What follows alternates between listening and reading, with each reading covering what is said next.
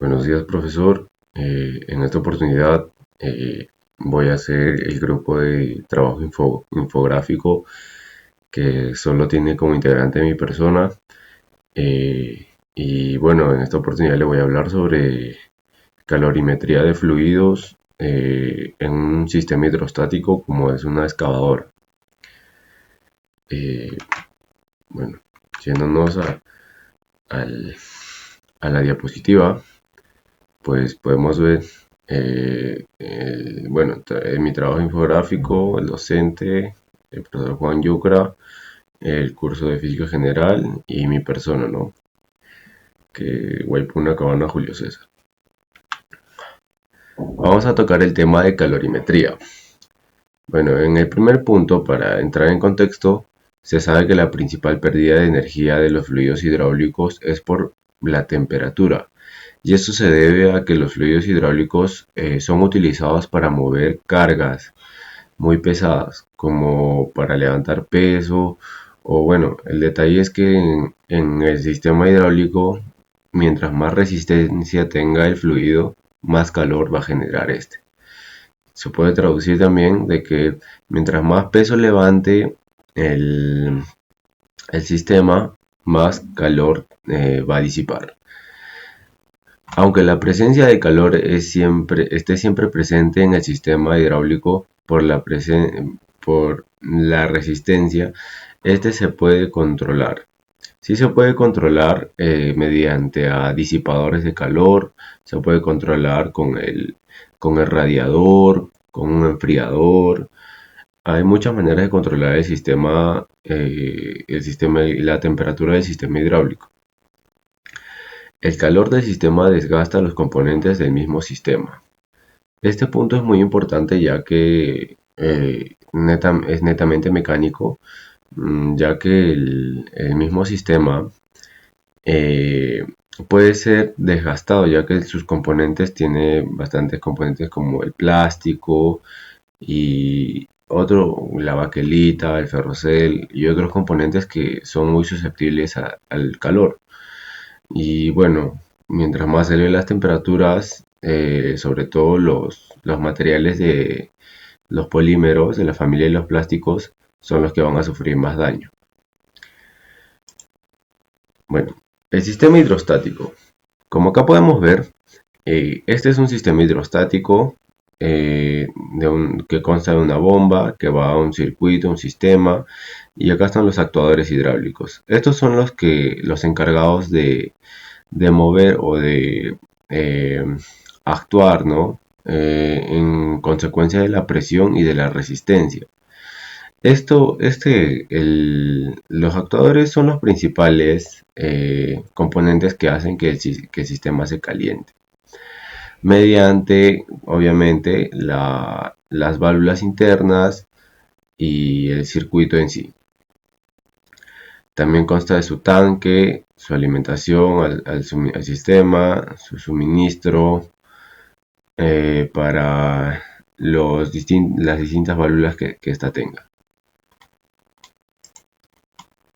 Bueno, vayámonos al ejercicio o al problema que caracterizamos en esta ocasión. En una excavadora hidráulica que trabaja para una obra, se le ha suministrado 10 galones de aceite hidráulico. Al empezar su trabajo, la temperatura del aceite hidráulico era de 30 grados Celsius. Eh, eh, y se ejercían 1500 newton metros de presión.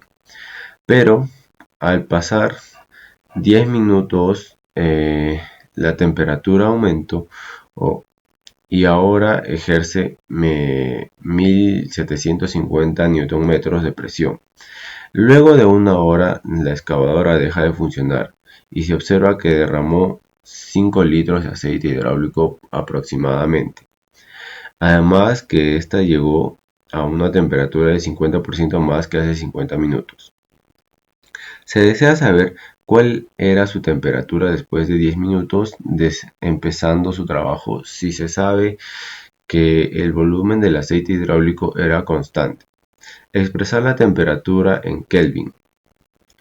Calcula la presión que se ejercía cuando la excavadora se abrió. Y en conclusión, del por qué sucedió esto. Ya. Vamos, como podemos ver en el enunciado del problema, tenemos dos puntos, el A y B, que son netamente de cálculos físicos, y en la conclusión también, que no deja de ser importante e incluso hasta puede ser un poco más importante, es del por qué sucedió en base a la experiencia, ¿no?, del mecánico o del técnico que esté evaluando el excavador. Nos vamos a la resolución del problema. En el punto A, que nos pedía saber la temperatura en grados Kelvin, podemos ver que acá tenemos la fórmula de calorimetría de fluidos hidráulicos, que sería la presión inicial con la temperatura inicial, con la presión final y la temperatura que desconocemos. Esto nos quiere decir que reemplazando es 1500 newton metros sobre 30 grados centígrados, que es la presión inicial con la temperatura inicial, que es igual a la presión final, que es 1750 newton metros, entre la temperatura final, que se desconoce porque se ha averiado. Nos dice que la temperatura final es igual a 30 por 1750 entre 1500. Esto nos da como resultado que 35 grados Celsius más 273 es igual a 308 grados Kelvin. Esta es nuestra temperatura en grados Kelvin, nuestra temperatura final de cuando se averió la excavadora. Nos vamos al punto B, que nos dice claramente calcular la presión que ejercía cuando la excavadora se averió. Bueno, para calcular eso tenemos que convertir primeramente los galones a litros, que nos bota el volumen del fluido, que es 37 litros, 37,8 litros. Y el volumen derramado, que nos bota 32,8 litros. Para hacer este cálculo, tenemos que sacar la presión final, el volumen final, la temperatura final, igual a la presión, volumen y temperatura inicial, ¿no? Pues es lo inverso a lo que dije. Entonces, en consecuencia, tenemos 1750, que es la presión final de la excavadora cuando dejó de trabajar, por 37,8 litros, que también es el volumen cuando dejó de trabajar, entre 35 grados centígrados, que se trabaja acá, que también era la temperatura con la que dejó de trabajar.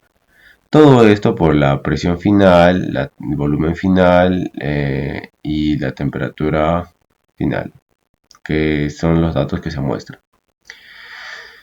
Esto nos da como consecuencia que la presión final era de 3025,1 newton metros. También se puede convertir a PSI, que es la unidad de medida con la que se trabaja más en lo que es fluidos hidráulicos. Bueno, conclusiones.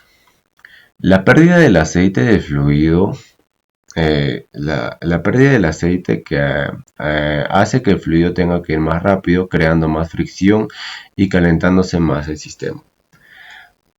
¿Por qué calentó el sistema? Justamente porque cuando tenemos pérdida de fluido, el tanque se queda sin suministro de aceite, sin